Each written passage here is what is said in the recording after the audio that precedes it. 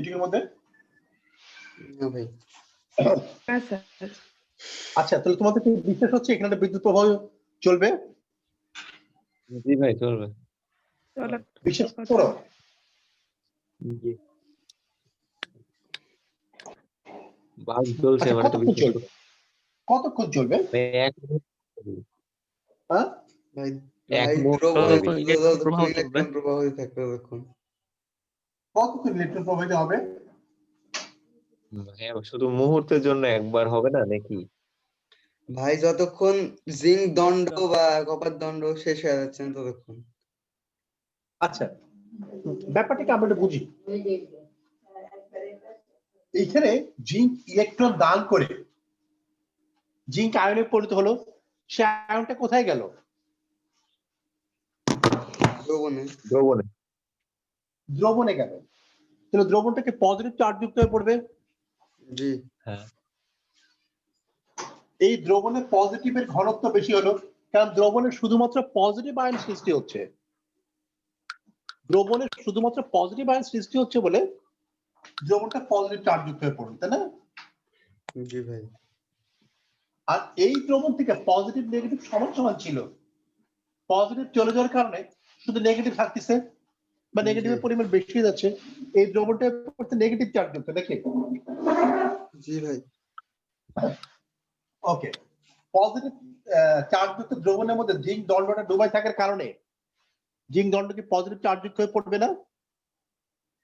জি। উচিত। তাহলে positive charge যুক্ত জিনিস কি ইলেকট্রন কি ছাড়বে না ইলেকট্রন ধরে রাখবে? ধরে রাখবে। আর এটা তো হয়ে পড়ছে নেগেটিভ চার্জ যুক্ত, নাকি? এই দণ্ড হয়ে পড়ছে নেগেটিভ চার্জ যুক্ত। নেগেটিভ চার্জ যুক্ত কি সে কি ইলেকট্রনকে আসতে দেবে তার কাছে, নাকি ইলেকট্রন আসতে গেলে সে রেজিস্ট বাধা দিবে? বাধা দিবে। রেজিস্ট করবে। বাধা দিতে। তাহলে কি বিদ্যুৎ প্রবাহ চলবে? বন্ধ হয়ে যাবে।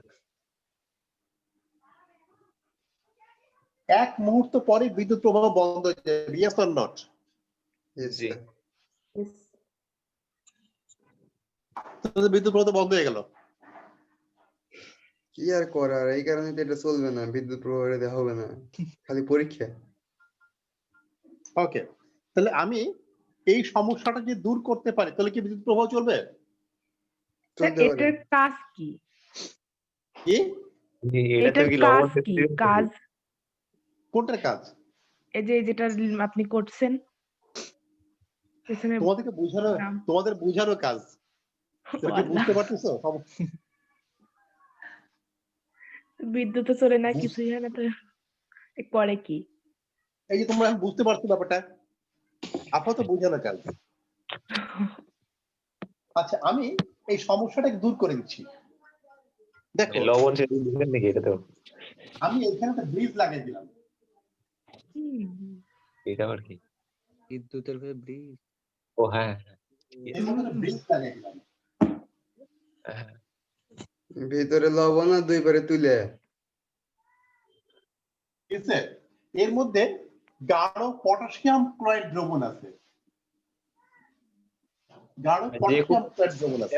সোডিয়াম ক্লোরাইড, পটাশিয়াম ক্লোরাইড দিলেই হলো না? এই দ্রবণের সমস্যা হচ্ছিল, হ্যাঁ, এই দ্রবণের সমস্যা হচ্ছিল, এই দ্রবণে পজিটিভের পরিমাণ বেশি হয়ে যাচ্ছিল, নাকি? শুধু পজিটিভ আয়ন তৈরি হচ্ছে। যখন এই দ্রবণে পজিটিভ পরিমাণ বেশি হয়ে যাবে কি, এখান থেকে নেগেটিভ আয়ন গুলো এর মধ্যে চলে আসবে। তাহলে পজিটিভকে নিউট্রাল করে ফেলবে সেই নেগেটিভ আয়নটা। আর এই দ্রবণের সমস্যাও ছিল, এই দ্রবণটা নেগেটিভ চার্জ যুক্ত হয়ে পড়ছিল। যখন এই দ্রবণ নেগেটিভ হয়ে পড়বে, এখান থেকে পজিটিভ চার্জ যুক্ত আয়ন এর মধ্যে চলে যাবে। দরকার হলে এইখানকার অতিরিক্ত পজিটিভ এই সেতুর মধ্যে দিয়ে এর পাশে চলে যাবে, যেতে পারবে না আকর্ষণে? জি ভাই। এখন কি আর পজিটিভ নেগেটিভ হবে? না ভাই, সমতা থাকবে। এখন তো ব্যালেন্স থাকবে, কোনো একদিক থেকে পজিটিভ হয়ে গেলে আরেক দিক থেকে সেই পরিমাণ নেগেটিভ হবে, এবং নেগেটিভটা পজিটিভের আকর্ষণে আরেক দিকে চলে যাবে, পজিটিভ নেগেটিভের আকর্ষণে আরেক দিকে চলে যাবে। এদিক দিয়ে ব্রিজ দিয়ে আয়নগুলো চলাচল করতে পারবে। জি।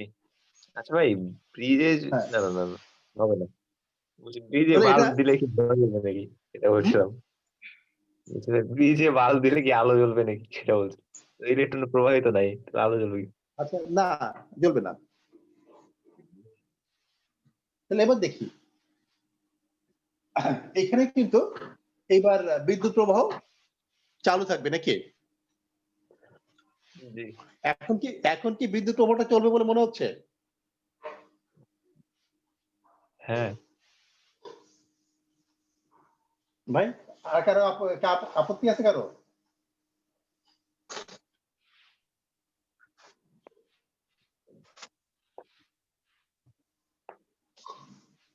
হুম? না, না ভাই, আপত্তি নাই, আপত্তি রাখবেন না। আচ্ছা, কারো আপত্তি নাই তো? থাকে না স্যার। এই আজকে দুইজনে কোনো গলা শুনতে পাচ্ছি না। একটা হচ্ছে আহ আমাদের আসলাম কবির, আর একটা হচ্ছে মৌ। মো দুই কি অসুস্থ। আছে? জি ভাইয়া আছি। আসলাম কবির, এই দুজনে গলা শুনতে পাচ্ছি না, দুজনে গলা শুনতে পাচ্ছি না। আচ্ছা আসলাম আছে, আমি দেখে বলছি। শাফিউল কি এত করে বললাম যে আজকের ক্লাসটা করো, আজকের ক্লাসটা যাই হোক বেশ কিছু টেকনিক্যাল ব্যাপার আছে। আচ্ছা তাহলে এখন বুঝতে পারছি যে বিদ্যুৎ প্রবাহটা এখান থেকে চলবে, এর মধ্যে বিদ্যুৎ প্রবাহ কোনো সমস্যা হবে না। আচ্ছা তাহলে বিদ্যুৎ প্রবাহ চালু হয়েছে, কোনো সমস্যা নেই, ভালো কথা। আচ্ছা এইটা দিয়ে এই বাল্বটা কি জ্বলবে?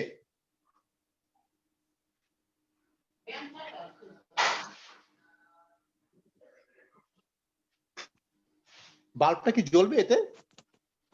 ভাই চলবে তো এত মনে সামান্য বিদ্যুৎ দিয়ে কেমন করে জ্বলবে? জ্বলতে পারে। ওকে, জ্বললেও খুব অল্প। এই বাল্বটাই যে ছোট বিচার হয়ে গেল। আচ্ছা সেটা নির্ভর করবে, জ্বলবে কেমন করে? এই নির্ভর করবে কত ওয়াটের বাল্বটাকে বাল্ব? আলো দিবে কি পরিমাণ জ্বলবে, অনেকগুলো ফ্যাক্টরের উপর নির্ভর করবে, তাই না? আচ্ছা তাহলে এখান থেকে জানা যায় এই বাল্বটাকে জ্বালানোর জন্য যথেষ্ট পরিমাণে শক্তি রাখে কিনা কি এই প্রবাহটা, এই বাল্বকে জ্বালানোর মতো যথেষ্ট পরিমাণ শক্তি রাখে কিনা এটা আমার জানতে হবে, তাই না? হ্যাঁ ভাই, ওটাই। এটা শক্তি কত, বল কত? আচ্ছা তার আগে আসি, এই বলটা নির্ভর করবে ইলেকট্রন প্রবাহের উপরে। বলটা নির্ভর করবে ইলেকট্রন প্রবাহের উপরে। ইলেকট্রন প্রবাহের স্রোত যত তীব্র হবে বল তত বেশি হবে। হুম। স্রোত যত তীব্র হবে ইলেকট্রনের স্রোত, শক্তি তত বেশি হবে, তাই না? বিদ্যুৎ প্রবাহের শক্তি তত বেশি হবে। ঠিক আছে না, ভুল আছে? ঠিক আছে ভাই। ঠিক আছে। সেক্ষেত্রে এইখানে ইলেকট্রনের স্রোতটা কেন তৈরি হবে? একদিক থেকে আরেক দিক ইলেকট্রন যাওয়ার জন্য। কেন একদিক থেকে আরেক দিক ইলেকট্রন যাবে? দুই জায়গায় ইলেকট্রন দান করার ক্ষমতার পার্থক্যের কারণে, তাই না? জিঙ্কের ইলেকট্রন দান করার ক্ষমতা যতটুকু, কপারের তো ইলেকট্রন দান করার ক্ষমতা সেই পরিমাণ কি? না, কম। না। ওকে,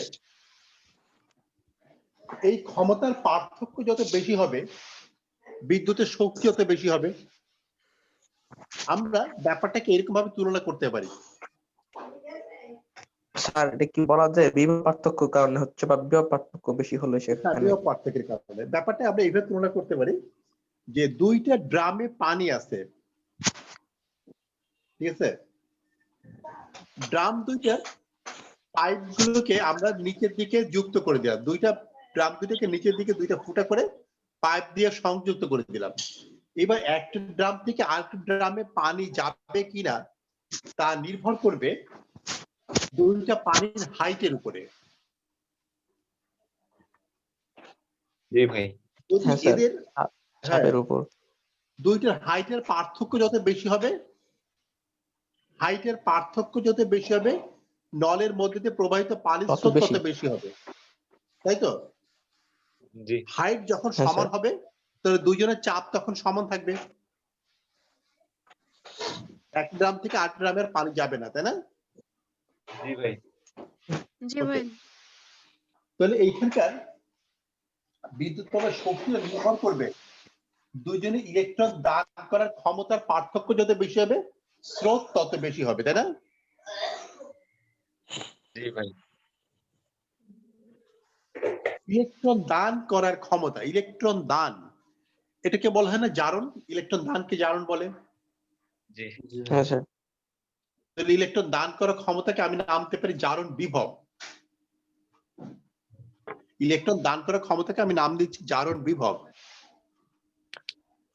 তাহলে দুজনে ইলেকট্রন দান করার ক্ষমতার পার্থক্য যত বেশি হবে, অর্থাৎ জারণ বিভব যত বেশি হবে, তড়িৎ চালক বল তত বেশি হবে, নাকি বলতে পারি?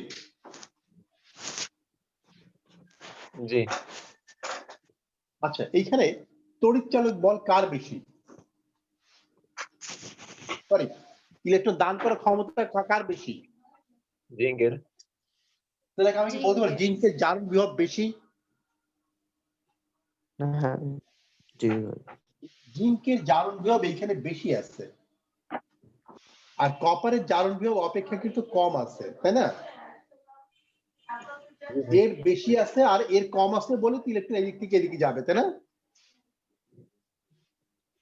জি জি সেই ক্ষেত্রে পার্থক্যটা কি ধনাত্মক হবে না ঋণাত্মক হবে?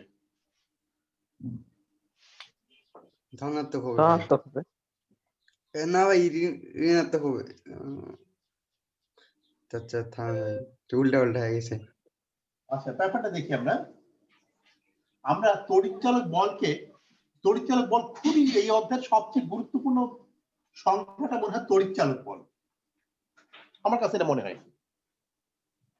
তড়িৎচালক বল ইকুয়াল টু, আমি তাহলে এই সংখ্যাটা নিতে নিয়ে আসতে পারি, তড়িৎচালক বল ইলেকট্রোমোটিভ ফোর্স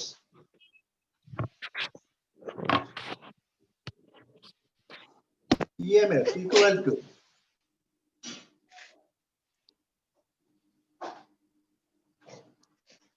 অ্যানোডের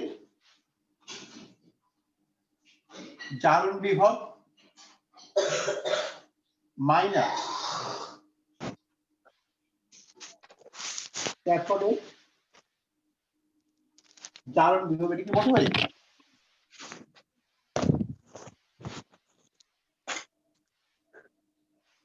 ভাই এটা তড়িৎচালক কি বল বা ইলেকট্রন, যাবে কি ভাই?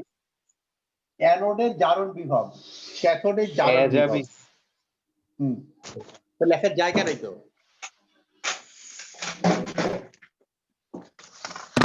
যাবি মাইনাস কে যাবি নাকি? যাবে মাইনাস এটা।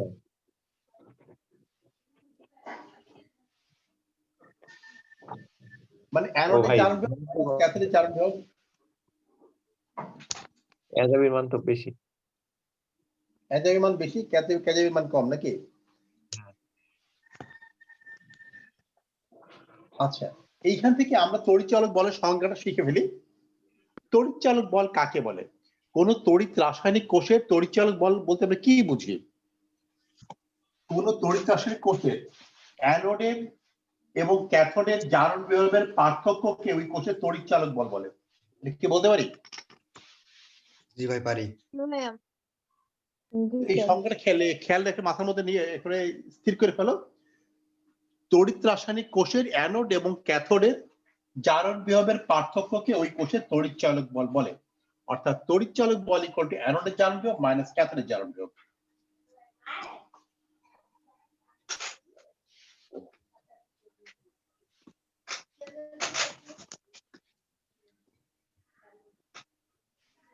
তড়িৎচালক বল ইকুয়াল টু অ্যানোডের জারণ বিভব মাইনাস ক্যাথোডের জারণ বিভব। তড়িৎচালক বলকে ইএমডি দ্বারা প্রকাশ করা হবে। EMF, EMF, electromotive force.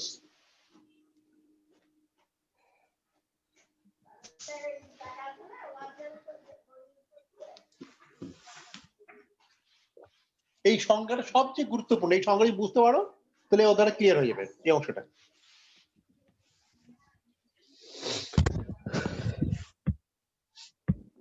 কারো আপত্তি আছে এদিকে? না ভাই। আমি ভাইয়া কিন্তু সংজ্ঞাটা আরেকবার বল। কোন তড়িৎ রাসায়নিক কোষের অ্যানোড এবং ক্যাথোডের জারণ বিভবের পার্থক্যকে ওই কোষের তড়িৎচালক বল বলে। অর্থাৎ তড়িৎচালক বল ইকুয়াল টু অ্যানোডের জারণ বিভব মাইনাস ক্যাথোডের জারণ বিভব।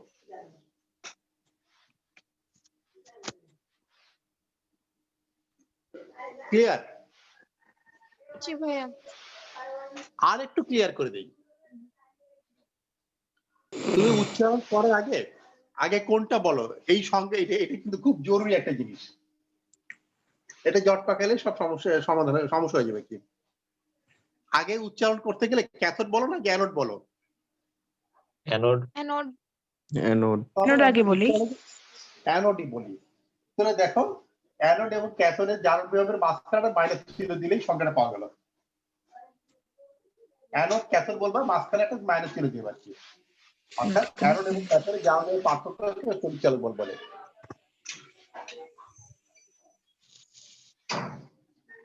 আগে স্বরবর্ণ নাকি আগে ব্যঞ্জন বর্ণ?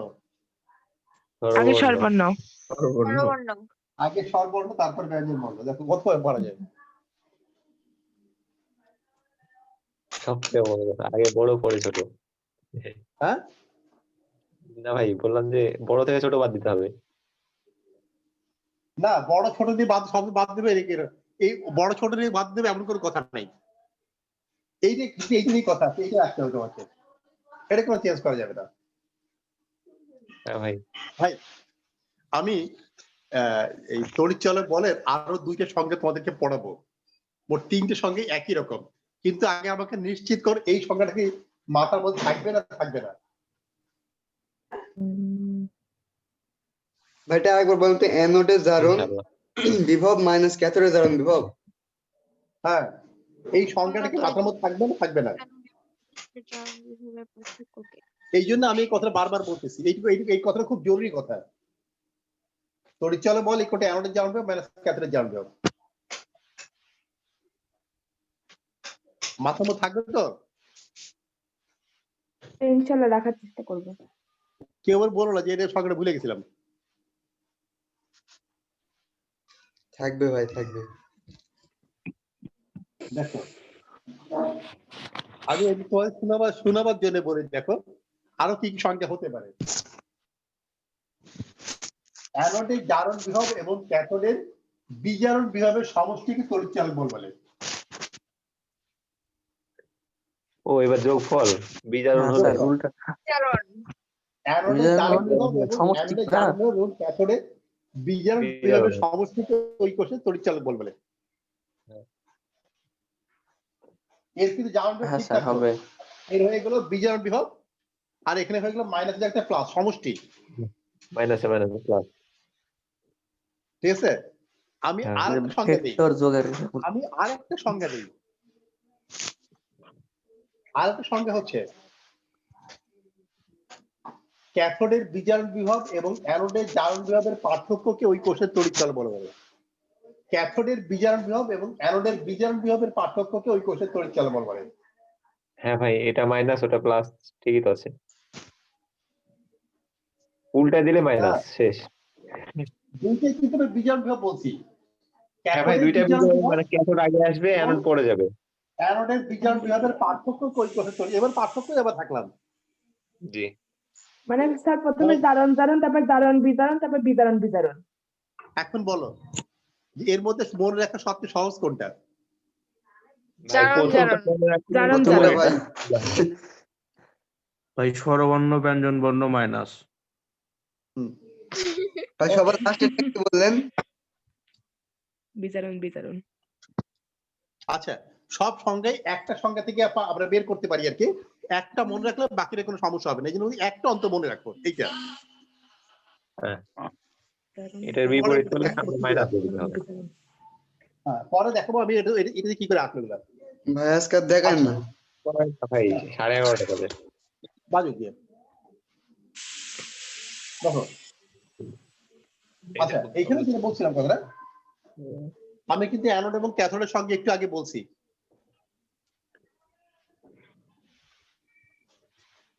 অ্যানোড এবং ক্যাথোডের সংখ্যা কিন্তু একটু আগে বলছি। অ্যানোডের সংখ্যাটা কি বলছিলাম? যে তড়িতের যে ইলেকট্রন তড়িতের দান করে তাকে দান অ্যানোড করে। বলে, তাই না? যে তড়িতের ইলেকট্রন দান করে তাকে অ্যানোড বলে। ঠিক আছে, আমার একটু স্পেস লাগবে, স্পেসের জন্য আমি এটাকে একটু মুছতেছি। পুরো মুছবো না, এটাকে রেখে দিচ্ছি, পুরোপুরি মুছতেছি না।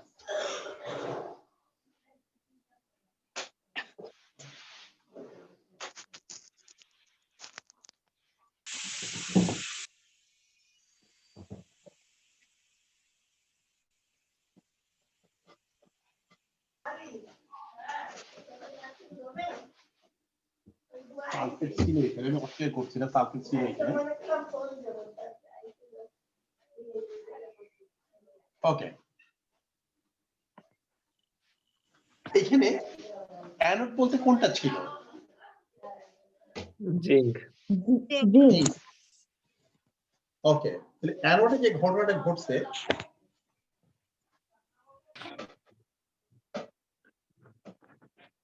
জিঙ্ক সলিড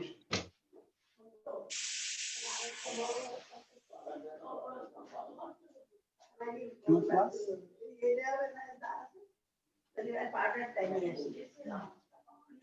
ওকে, জি ভাই।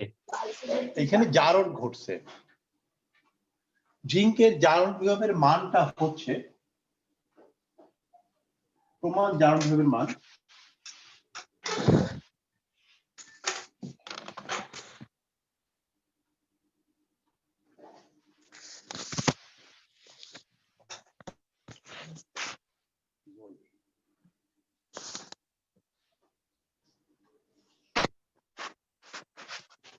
এইরকম চিহ্ন দিয়ে জারণ বিভবকে বোঝানো হয়।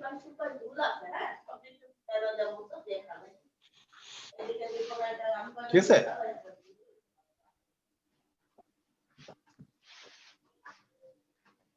ওকে। ক্যাথোড কোনটা? কপার দণ্ড।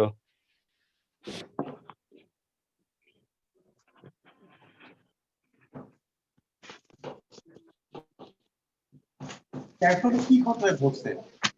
ক্যাথোডে ঘটনা ঘটছে, ও এখানে অ্যাকুয়েটেড হয়ে গেছে না, লিখতে ফেলেছিলাম, দ্রবীভূত হয়ে গেছে। এটা আগে অ্যাকুয়েটেড ছিল,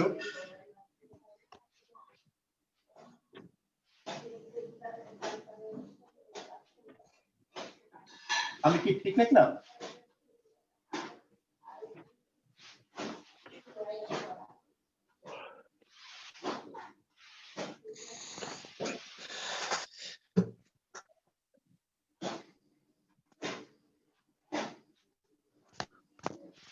এ যাবে -0.4 ভোল্ট। মোট বিক্রিয়া এখানে কি ঘটছে?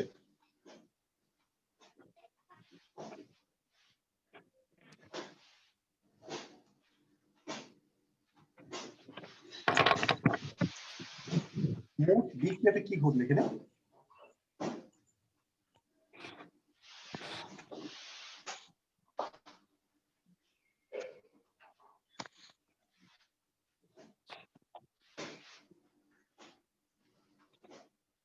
মোট বিক্রিয়া যেটা ঘটছে, দুইটি ইলেকট্রন কাটতে পারি। আমরা এখান থেকে একটা সংখ্যায় যেতে পারি। দেখো, অ্যানোডে জারণ ক্রিয়া সম্পন্ন হয়, ক্যাথোডে বিজারণ ক্রিয়া সম্পন্ন হয়। যে তড়িৎদ্বারে জারণ ক্রিয়া সম্পন্ন তাকে অ্যানোড বলে, যে তড়িৎদ্বারে বিজারণ বিক্রিয়া সম্পন্ন হয় তাকে ক্যাথোড বলে। বলতে পারি?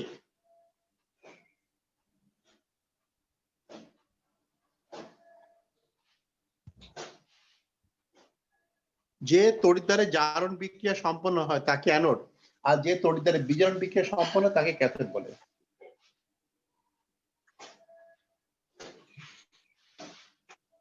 বলা যাবে?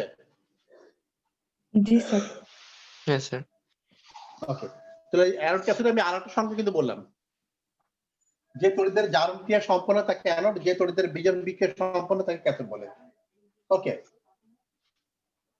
তাহলে মোট বিক্রিয়া কি ঘটছে? মোট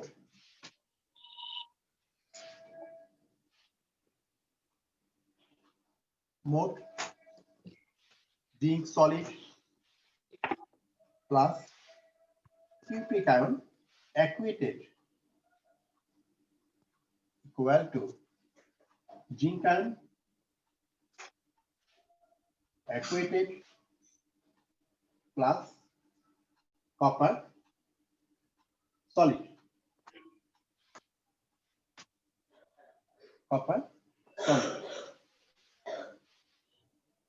আমার লেখার জায়গা নেই বলে আমি উপর দিকে লিখতেছি।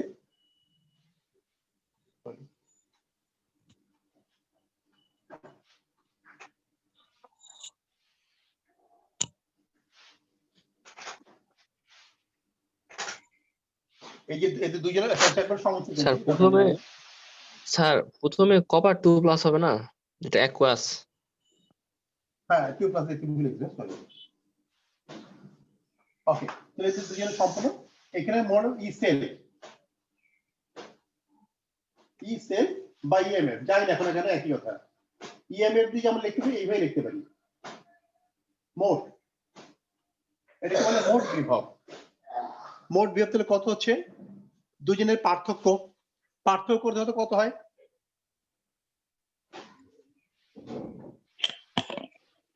অ্যানোড থেকে ক্যাথোডে মাইনাস করে দেখো, চিহ্ন সহিষ্ণু 0.42 আসছে। নাউজুবিল্লাহ।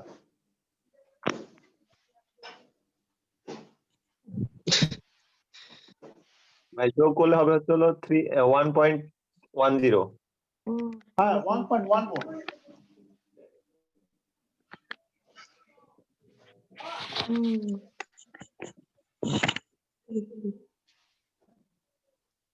1.1 ভোল্ট। স্যার আমি আবার বিয়োগ করে দিছি। চিহ্ন হিসেবে আনো নাই। হ্যাঁ ভাই ওটা কি লিখলেন? হ্যাঁ ই নট কি সেল। করে হলো, হ্যাঁ ই নট সেল ইএমএফ বা এইভাবে লেখা যায়, যেটা এক লিখলে হলো।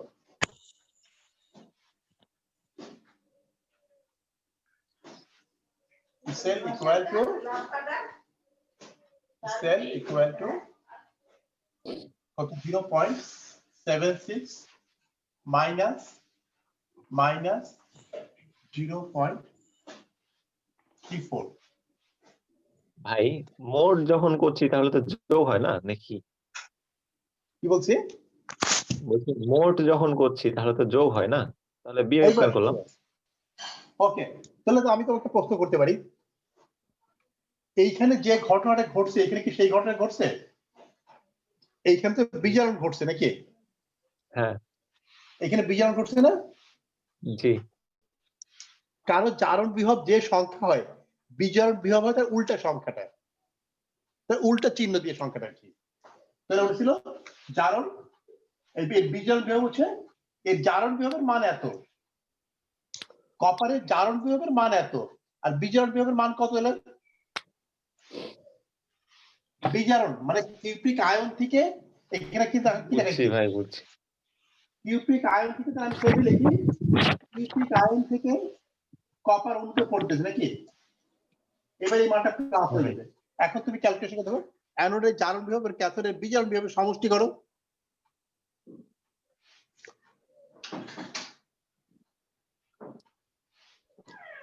বুঝতে পারছো?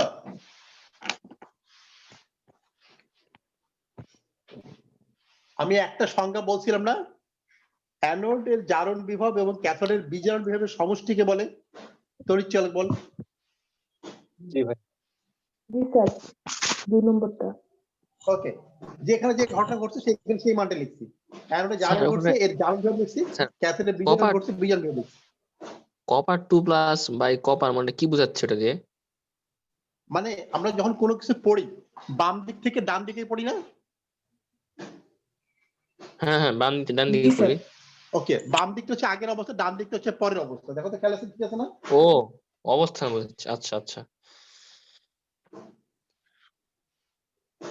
জিঙ্কের ক্ষেত্রে আগে ছিল চার্জহীন পরে চার্জ যুক্ত, আর কপারের ক্ষেত্রে আগে চার্জ যুক্ত পরে চার্জহীন। এই রিঅ্যাকশনের সঙ্গে মিলে যায় কিনা দেখো তো। হ্যাঁ স্যার।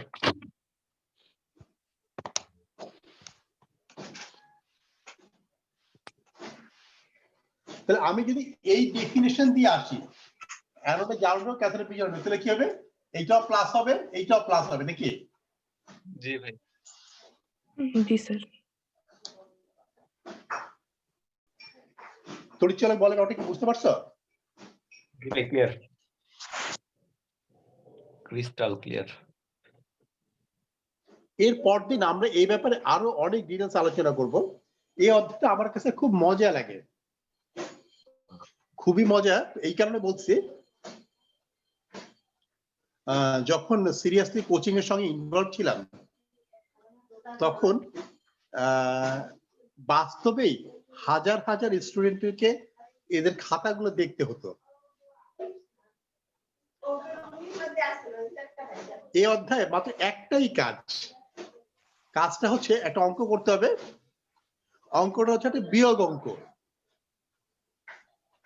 একটা বিয়োগ করা ছাড়া আর কোনো কাজ নাই অঙ্কেতে। কিন্তু সেই বিয়োগটা করতে যেই আমি দেখতাম মিনিমাম 90+% স্টুডেন্ট ভুল করে ফেলছে। মিনিমাম কি বিয়োগ স্যার? 90% বেশি। কি মানে কি ধরনের বিয়োগ তাই বলতেছি। সেটা আমি এর পর দিন দেখাই। সিম্পল ভাই। একটা বিয়োগ করা কাজ, বুঝছো? সিম্পল শুধু একটা বিয়োগ করতে হবে, একটা সংখ্যা থেকে আরেকটা সংখ্যাকে বিয়োগ করতে হবে, ভাই ঠিক আছে? তাও সেই সংখ্যাটা 3 অঙ্ক বিশিষ্ট একটা সংখ্যা, 3 অঙ্ক বিশিষ্ট। স্যার তো বিশ্বাস হচ্ছে না। আমারও বিশ্বাস হতো না, কিন্তু এই অঙ্কটার মধ্যে কিছু কয়েকটা তোমাদের প্রথম মাথার মধ্যে ঢুকে আনার চেষ্টা করছি। তড়িৎচালক বল এবারে অ্যানোড এবং ক্যাথোডের জারণ বিভবের বিয়োগফল। হ্যাঁ, এই তড়িৎচালক বলটা বের করতে হতো, এর মান দেওয়া আছে হয়তো, ওর মান দেওয়া আছে হয়তো, ভিন্ন ভুল তড়িৎচালক হয়ে বলটা তার কত মানে। হবে? রোজিন ভাই কালকে বললো